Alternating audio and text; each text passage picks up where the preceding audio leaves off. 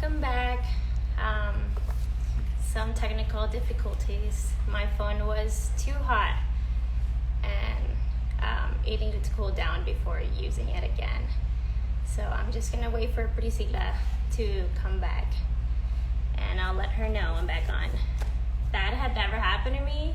I recently moved to Arizona, so this is a new concept for me, that your phone can get too hot to use it. I'm just texting Priscila to let her know that I'm in. Okay, here she is.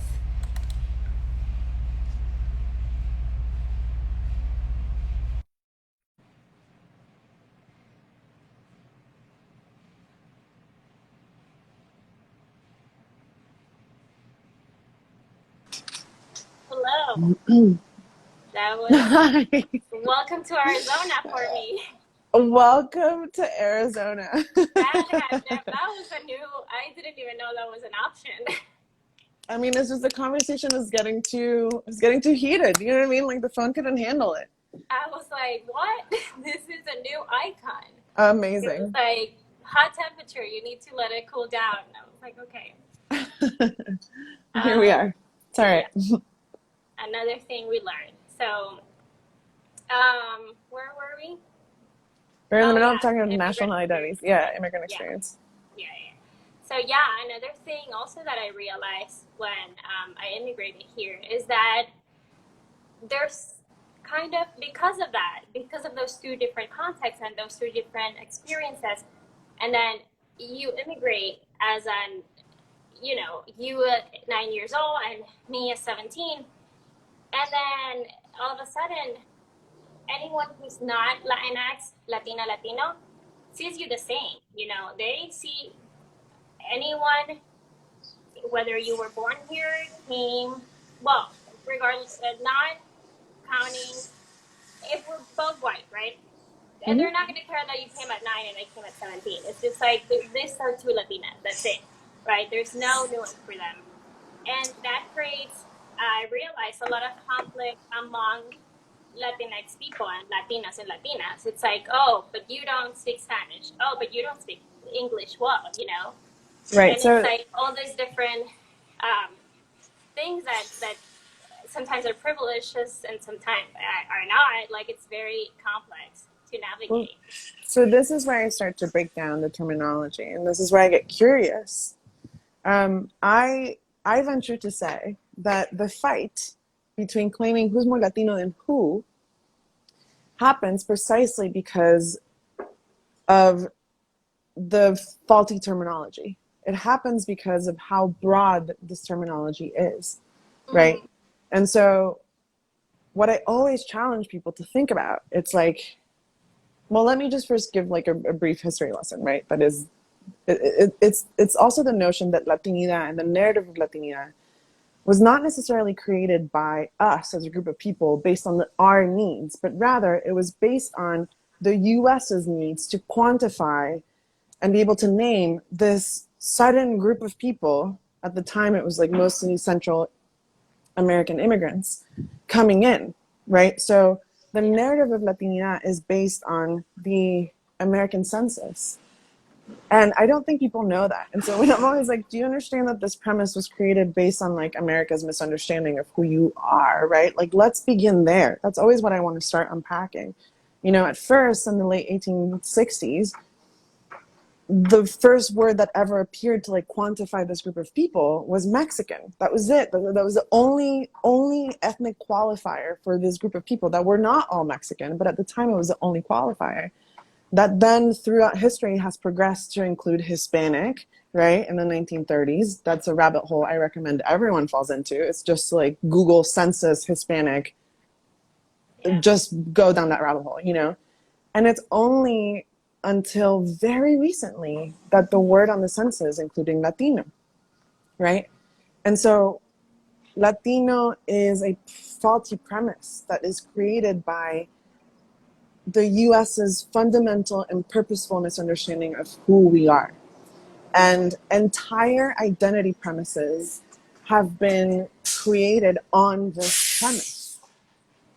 And so whenever people are like challenging to be like, no, but I'm more Latina, tú no eres Latina, yo soy más Latina, blah, blah, blah, blah, blah. I'm always like, but what does that actually mean? Like, what are you actually saying when you mean that? It's the same way when I see like videos of people being like, I'm so proud to be Latina, you know, growing up Latina. That's like a really common YouTube video, right? It's like growing up Latina. And it's like, people are like, I love being Latina because I love my food and I love my language and I love the music. And you're like, okay, so is that more about being Latina? Or does that have something to do with like a precise national American identity, right? Because like your expression of Latina as a Guatemalan American is very different than my expression as a French Colombian immigrant, right? And so if we can name those differences rather than just thinking that Latinidad itself is an identity, then we can start moving the conversation forward, right? Because what does Latina really actually mean? Like, it doesn't actually mean much, you know? And that's what perpetuates the violence, because the terminology, we've had to like reappropriate it again and again and again. And so your understanding of Latina is different than my understanding of Latina, which is different than Andrea's understanding of Latina, which is different than Martina's understanding of Latina. We've all had to reappropriate it. So of course it's going to feel threatening when someone else comes in to be like, no, yo soy más Latina. No, yo soy, and it's like, okay, the problem is not your experience or mine. The problem is the word. The problem is the way that the terminology came to be. Are we willing to take a look at that? Yeah. And here I wanted to read one of the comments because there are so many terms that are problematic. So Shirley's like, I hate when people call Latinas Spanish girls. You know, it's like, well, but that's like, okay, so that goes back to the history, right? Which is like when the term Hispanic came along in 1930, it was a means to like open up the understanding from Mexican to now like being able to understand this influx of Spanish immigrants that was coming into the US at the time. So then Hispanic came about on the census to be able to include anyone from a Spanish speaking country. It's like we have to look at the history of all this stuff. If not, we're just building faulty premises on America's misunderstanding of who we are. I find that utterly fast. As an immigrant, I'm like perpetually fascinated by this. yeah. You know? Yeah. And so now that we're talking about these terms, we can get into who benefits from these terms, right? Especially POC. So how does it work? Who's included and why? And most importantly, who benefits from it? So here's the bit, right? It's like, yes, these terms, like, yes, the Latino now, as it's progressed, is really like an American definition. It's like a colonial term. But we have also reappropriated it as a community in the hopes that coalescing and creating a sort of like Latino conglomerate gives us power in numbers. So this is like a great political project, right? Like the Latino vote is really purposeful. It's a notion, right, created because technically Latinos are 60 million strong in the States. And that could be a lot of voting power, and it is the number one buying power in the States. For capitalism, Latino works great. You know, for capitalism, Latino is an awesome narrative. It's so good because there's power in numbers, there's power in money, you know. Yeah. And the US loves good palatable diversity. You know. So Latino for capitalism is awesome. We have reappropriated that. Like in Hollywood, which is more of my context, in Hollywood has also adopted the same strategy that politics adopted when creating the Latino voting power. As a result, in Hollywood, right, we also have adopted this narrative of Latinos are all together, slightly different, but we are one whole, right? We are one whole. There's this awesome narrative. We're going to create awesome Latinx stories, blah, blah, blah, blah, blah, right? And as we're learning, people get really erased in the narrative of Latinidad because white Latinx are at the forefront of that narrative. So, based on the US's misunderstanding of Latinidad, despite the fact that I grew up understanding myself as white, despite the fact that I have white skin, in the US, I am seen as a person of color because I'm not Rachel from Connecticut white, right? Or a European immigrant. Or not right? necessarily seen, but institutionally or systematically, you're No, understanding total. The that. moment, Pero cuando te ven es como no necesariamente, ¿no? total. O sea, something that I always say is like my experience walking through life in the US and my experience on paper, like vastly different, right? Like Yes, having yes. the last name Garcia institutionally is a motherfucker, right? Like that is a different experience that I'm having than when I'm walking through the world. And so the thing is that there isn't really another terminology for like what I could be in the States, right? Like the nuance in the conversation doesn't really exist. And so it is a shield. The moment that I moved here, it was all of a sudden like I became racialized for the first time in my life, really. And B, it was like, oh, you're not Latina. Like, forget being Colombian. You're not Latina, right? And so now the understanding of Latina in the States, I'm now also a person of color because I can't possibly be a foreign Latin American immigrant and also be white. And this is for like another conversation, and I do break this down on my own page, but that is like really purposeful white supremacy in action. It's the notion that like, you know, because when the terminology first came about, it was a means to separate white Americans from this influx of people, regardless of the color of their skin. It's a way to also say, well, they are still less. They're not Rachel from Connecticut. They're still less somehow, even if they're white presenting. So that's what I'm saying, right? So we become POCs because we can't possibly hold as much power as a white American. In essence, that's sort of what happens, right? But because I do still have white skin, this is where it gets dangerous. And this is where I have to start taking responsibility for the fact that I do have white skin. Because in the States, I am allowed to take up spaces, especially institutional spaces, especially designed and carved for Black and brown voices. I will be allowed to inhabit those spaces because I'm seen as a brown person in the States, despite the fact that I have white skin. And that is an active form of erasure against Black and brown lives. So, for example, the way that this plays out in Hollywood all the time, right, is like, is the way that we tell stories. And actually, I'm just going to keep it even more local. Like, all of my gatekeepers are white people. You know, like 95% of my gatekeepers are white people. Statistically, this is true. I can't tell you how many times my own gatekeepers will say to me, like, we're on me as a TV executive or me as a producer or me as an agent. I now am on the hunt and on the mission to support brown stories. I'm looking to support brown stories. And unless I challenge that and I allow them to support me, I'm perpetuating an erasure. Because while I am extremely diverse, I am an immigrant, right? I am from Colombia. I'm not Black or brown. So I have to really hold my own gatekeepers accountable and saying, what do you mean when you say that? What do you mean when you say that?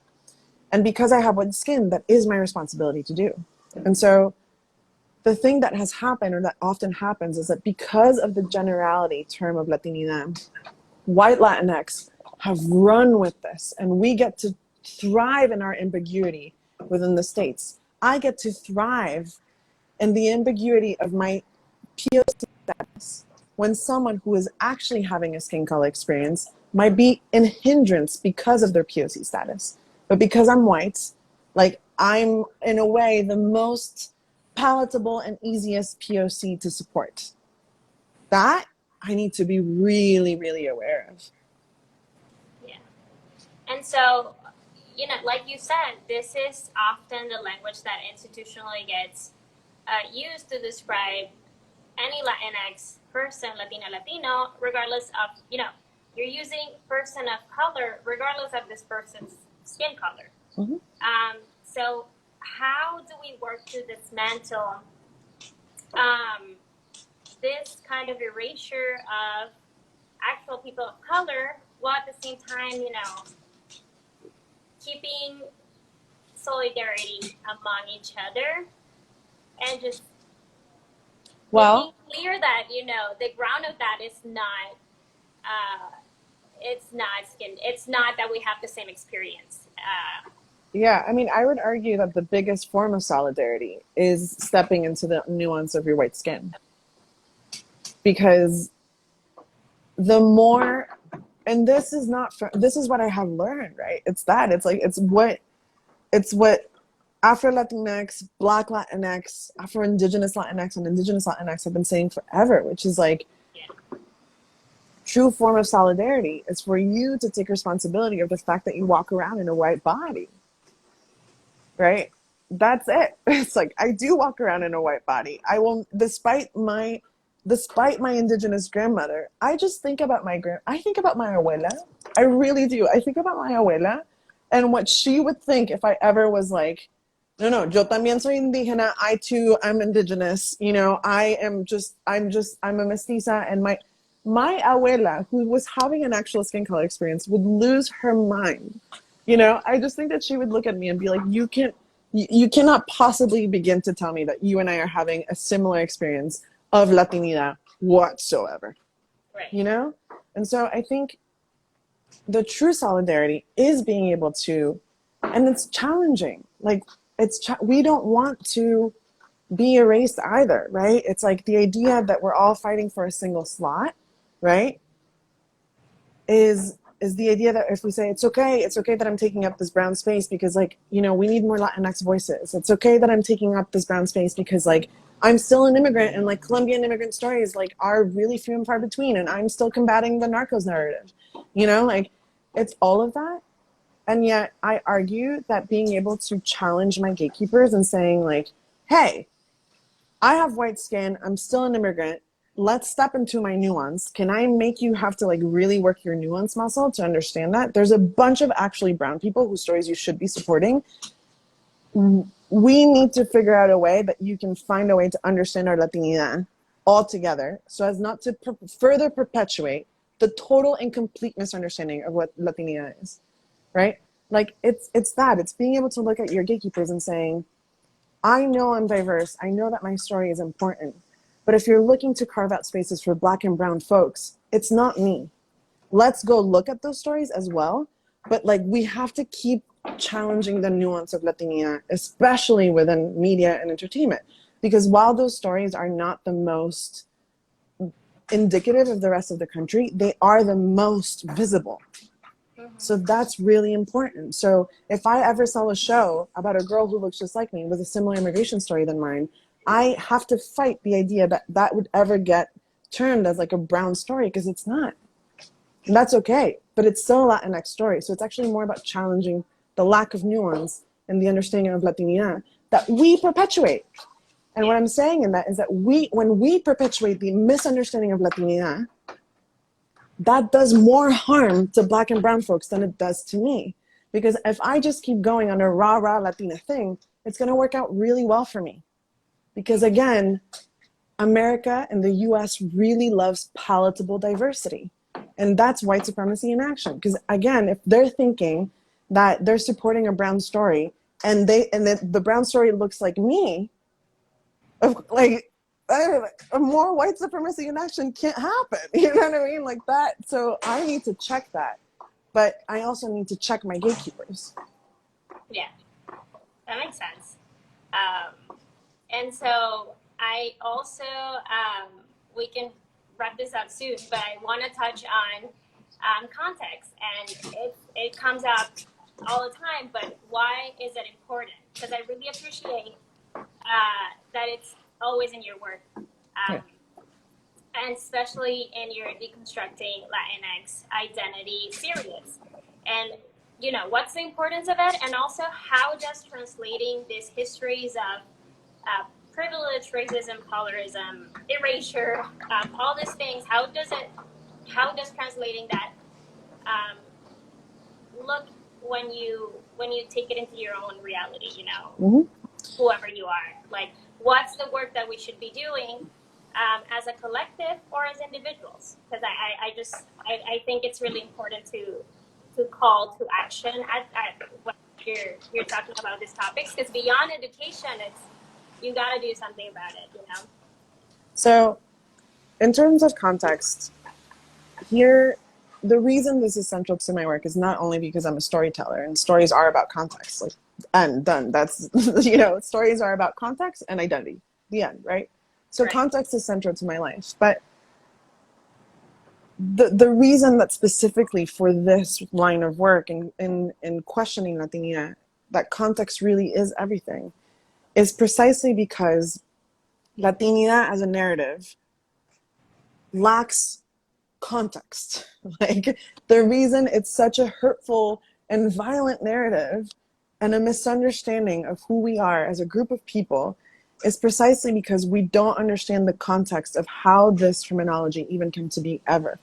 Mm-hmm. So in order to get further defined, in order to get further into the definitions of who actually makes up this general umbrella, we need to be able to understand each other's context better. For example, I'll give you an example.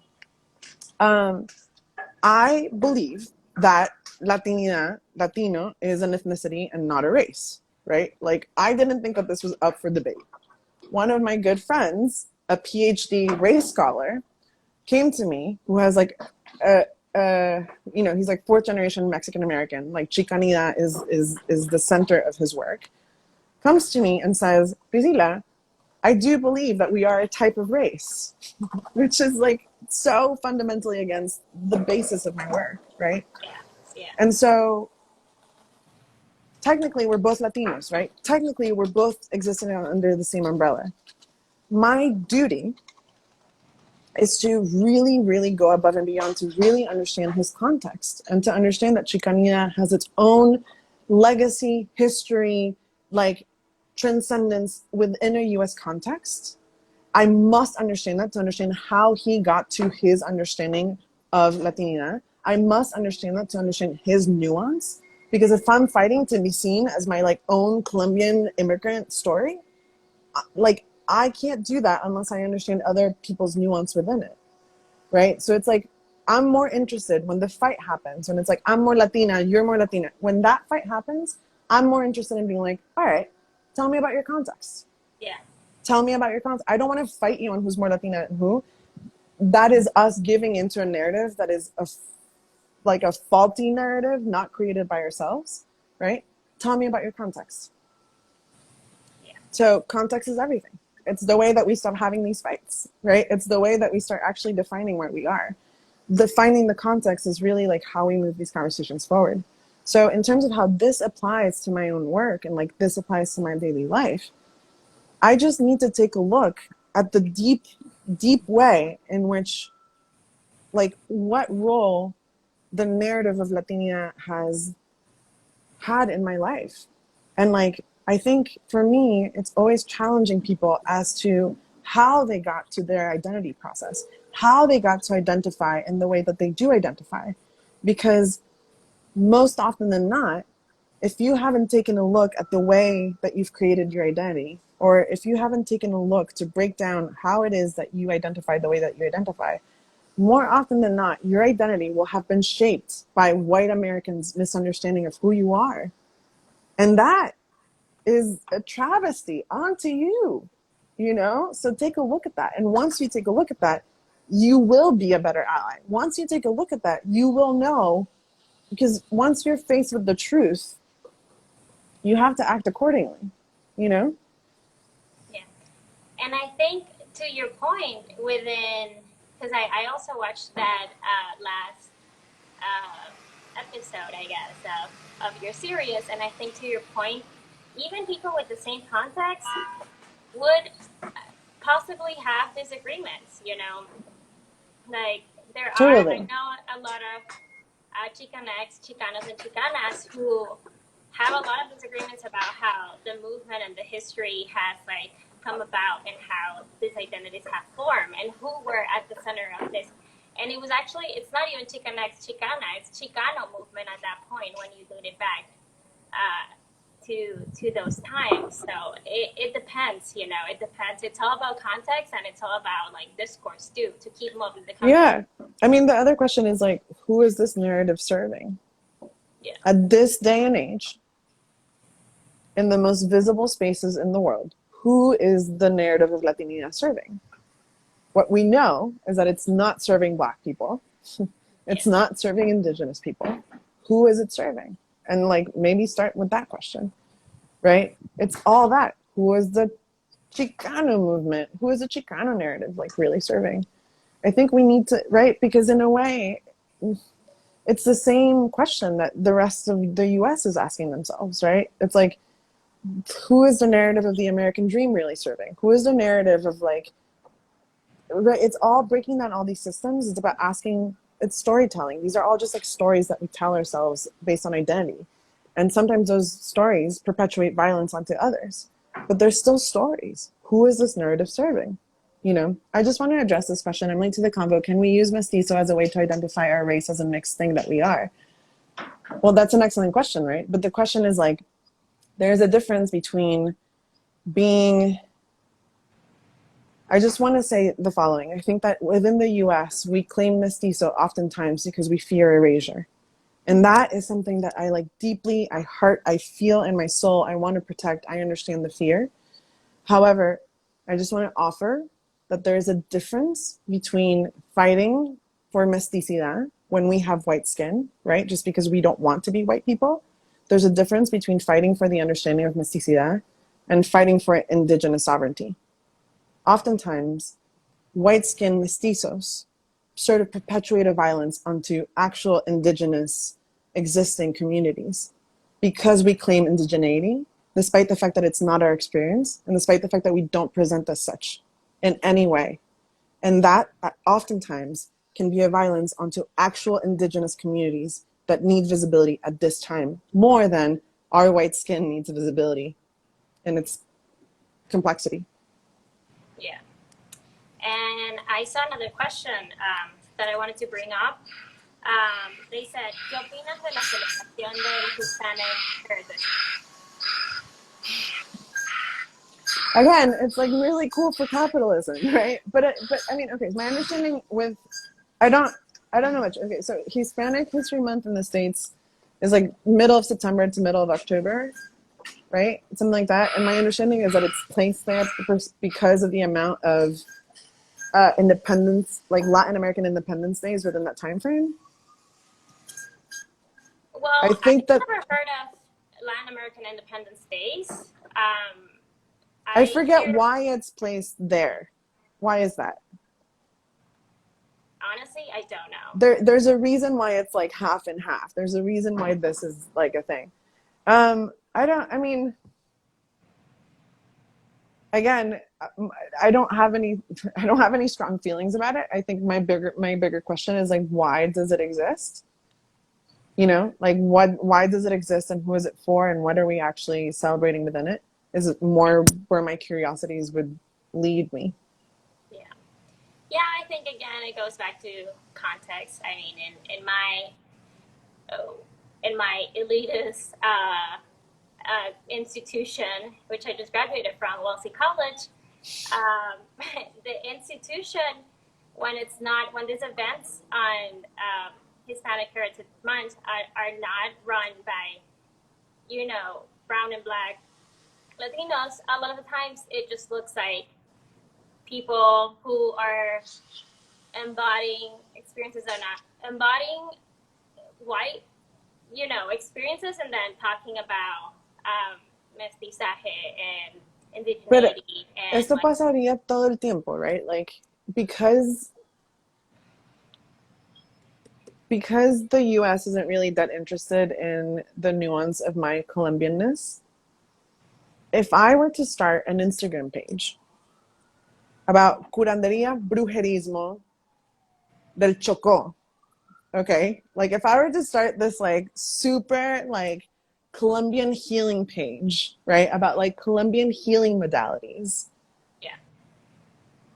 The US would never challenge me. Like the white US would never challenge me because I would be allowed to do this because like I'm Colombian and I'm an immigrant, right? And like I'm just claiming that these are modalities of my people and my land, right? And I would say probably in my headline bio, mestiza, right? Because technically I am, right? But I'm really white. Like I have a French mother, you know? And even if I didn't have a French mother and had another Colombian, like had a Colombian mother, I would probably still be this white, Yeah. you know? And so if I do that, when there's like active indigenous communities whose healing modalities those are, you know, who actually have the experience of that work, I would be perpetuating, man, oh man, like a huge capitalistic violence onto those communities unless I'm willing to talk about the complexity of that. Unless I'm willing to be like, by the way, these you think that these belong to me because I'm Colombian. I'm not. Like I'm from Bogota. These are, do you know what I mean? Like unless I'm willing to actually like break down that apart, then I'm not really like respecting what those modalities are. So yeah, it's complicated, but it happens all the time. And we do it because it's a way to thrive. Again, like I want to be honest and transparent with everyone here. It's like I've allowed people to call my stories brown for a very long time. I've allowed it to happen many, many times, you know? Um, and I can't do that anymore because I'm talking about not erasing black and brown folks. And so I need to hold myself accountable in those terms, you know, and I need to be able to hold my gatekeepers accountable. And so, yeah, I would be lying to you if I wasn't transparent with that, right? Yeah. Okay. So I think we can wrap it up now. And I'd love for you to invite everyone to your private page, and then, you know, the new series that you have. Just go ahead Okay, and so tell if you enjoyed this conversation, this is all I talk about all the time. I'm now holding a series of lives on my page. I sort of invite scholars and people who are holding similar sort of identity process spaces in their own communities onto my page to sort of have these conversations out loud. And then I still make videos. Like my next video is like talking about Latinx, like US-based Latinx identity versus a national Latinx-based identity. So be on the lookout. But yeah, my page is like solely meant for these topics. So I'll see you guys there. Awesome. We'll all be there. Yes. Wait. And I'm also looking forward to that potential Spanish content. I'm working on it. We'll see how that goes. No, I think it's just a matter of context. Like I had said, like I want to have these conversations with my dad, and yet for him, it's like who does? It's not that he doesn't care about the topics at hand. It's just that like the discussion of fighting amongst Latinos is a different context for him. My dad's Colombian, you know, like he's not in this. So anyway, I want to try it. I'm going to try it. But thank you so much for having me. And yeah, I'm really grateful that you held the space. So thank you. Yeah, thank you for coming in and for giving us this awesome live. Some people were asking, and yes, I'll save the live, so it'll be here for later if anyone Yay. wants to watch it. And thanks, Priscila. Bueno, chaito. Ciao, everyone. Ciao. Gracias.